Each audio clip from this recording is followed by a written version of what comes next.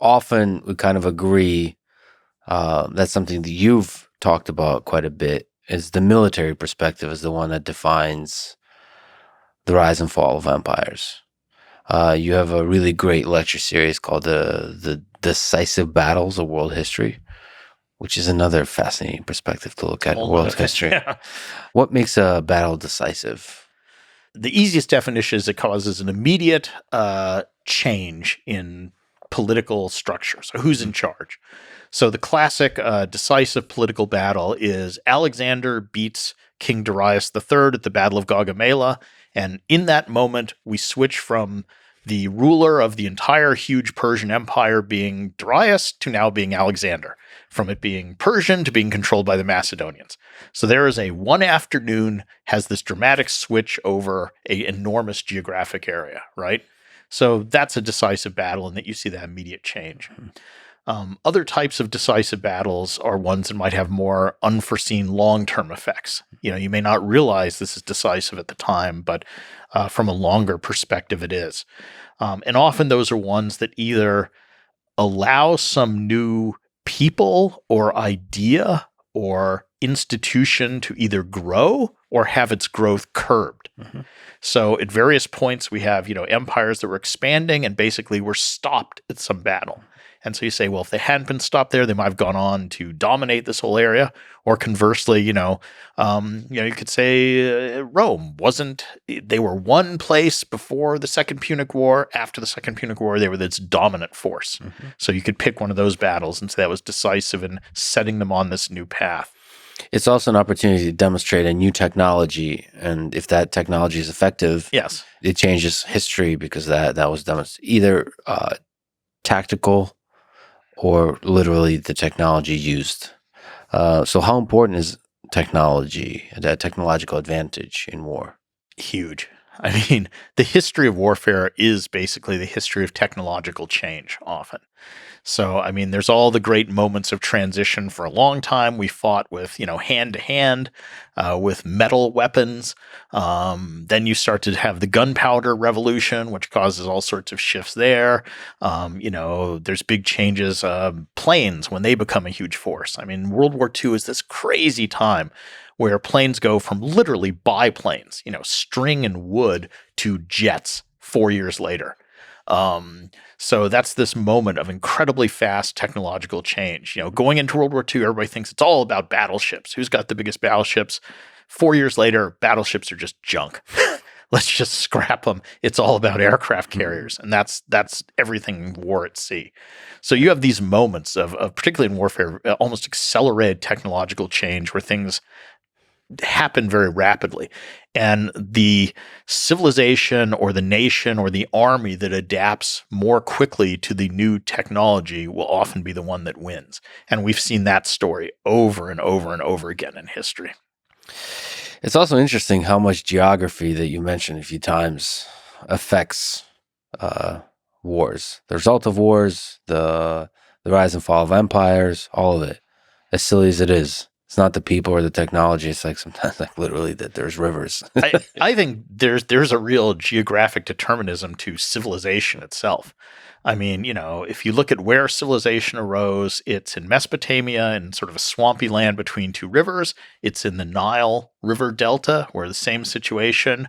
It's in the Indus River, where you have the same thing. And it's along the Yellow Rivers and the Yangtze Rivers, where it's the same thing. Mm-hmm. So, I mean, that is geographically determined where those great civilizations of, Asia, or Europe are going to arise. It's very much determined by that.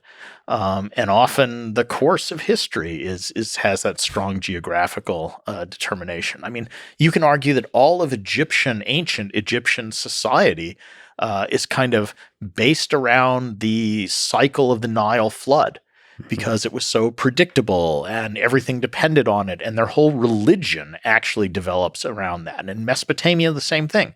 The way their religion develops is a reaction to the particular geographic environment that those people grew up in. So that's a very profound influence on civilization. One of my professors once said to me, the best map of the Roman Empire isn't any of these maps with political borders. It would be a map that shows the zone in which it's possible to cultivate olives. So if you simply get a map and map onto it where you could grow olives during this time, let's say 1st century AD, it corresponds exactly, I mean really closely, to the areas that are most heavily Romanized.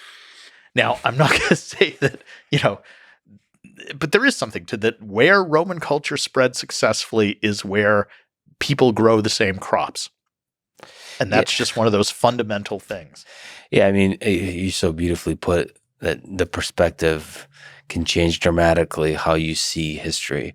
I mean, you could probably tell world history through what? Through olives, cinnamon, and gold. Mm-hmm. Yeah, that's become really trendy, is to look at history through objects. And I mean, for the Romans, the diet is huge. Mm-hmm. I mean, probably 80% of the people in the Roman world ate basically a diet of olive oil, wine, and wheat, right? Mm-hmm. That those 3 crops are the basic crops that they subsisted on.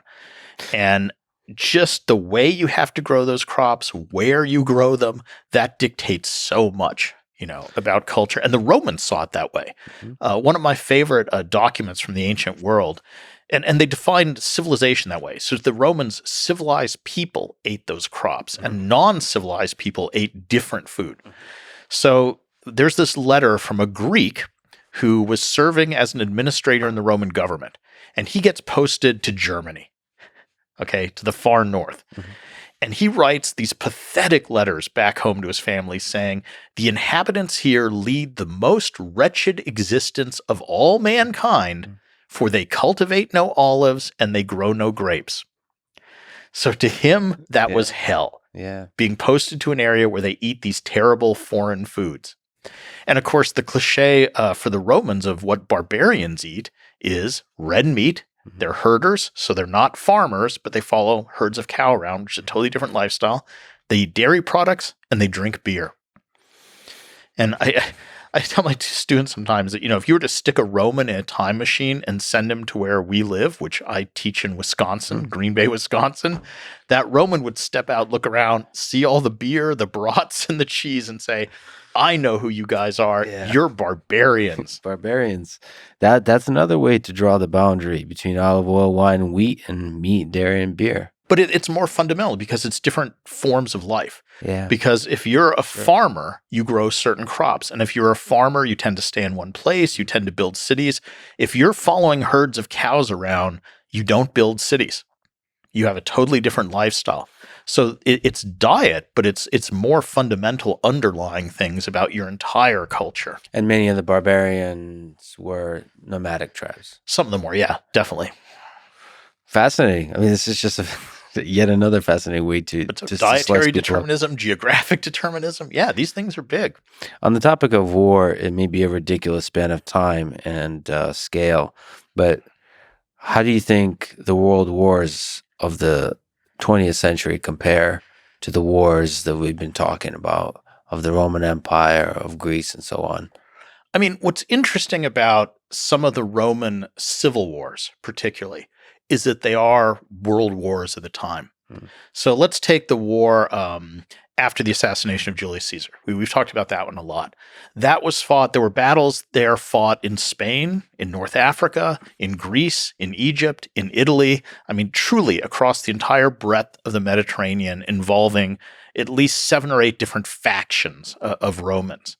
And that was the world to them. I mean, that's very similar in a way to our modern world wars, where this was a global conflict, at least as they envisioned the world they knew of. And if we sort of, somehow factor for, transportation time, I mean, I think you can argue that that was a bigger war than World War II. I mean, in World War II, if you hopped on a plane, you could get from the US to China in, a week or something, right? In little hops. I mean, in the ancient world, if you wanted to go from Spain to Egypt, it would take you a month. Mm-hmm. So they were fighting across a larger space-time zone in terms of their technology to move than World War II took place across. So in some sense, World War II was quite smaller. Contained. Yeah. I mean, if we adjust for that sort of factor. So that was a global war, and I think that would be very familiar. How do you think the the atomic bomb, nuclear weapons change war. Yeah, I mean, now we can destroy the world and truly kind of destroy civilizations wholesale. And that does seem to be a new thing. I mean, no matter what the Romans did, they didn't have that choice, that ability to think, I can do something that will end, life as we know it, at least on the planet. And that's a very different perspective. And it's, I think we're at an interesting moment right now. I mean, I'm getting way beyond ancient history here, but for a long time we had this sort of stasis with the nuclear standoff, with mutually assured destruction between the U.S. sort of block of nations and the Soviet ones, and it worked. And now we're entering this kind of time when a lot more countries are going to start becoming nuclear capable. We might have a resurgence of just building new weapons platforms, with China seems very eager to expand their nuclear arsenal in all sorts of ways. So it's a unnerving time, let's say, right now. And it's a terrifying experiment to find out if nuclear weapons, when a lot of nations have nuclear weapons, is that going to enforce civility and peace? Yeah. Or is it actually going to be destabilizing and ultimately civilization destroying? Right. I mean, it was weirdly stable when it was a bipolar world where you had just sort of those two blocks. Now with a multipolar world with access to these weapons, I don't know. I mean, we're kind of jumping out of the ancient world, but I'll tell you one thing that's always fascinated me in this sort of comparison of ancient and modern is how people don't learn the lessons of the past in military history. And the very specific example that in my lifetime I've seen play out twice is just certain places people make the same mistakes over and over again. So a nice example is Afghanistan, or roughly that sort of northern Pakistan / into what is Afghanistan.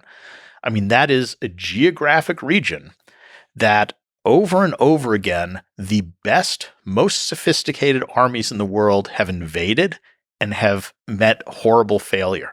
And that goes all the way back to, Alexander the Great tried to conquer that area.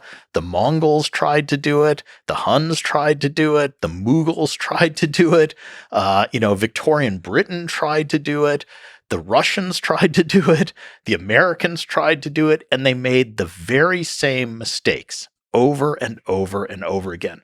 And the two mistakes are not understanding the terrain, that it's a rocky, mountainous area that people can always hide in caves, and it's not understanding the fundamentally tribal nature of that area, that's where the real allegiance is in these tribes. It's not in a centralized government.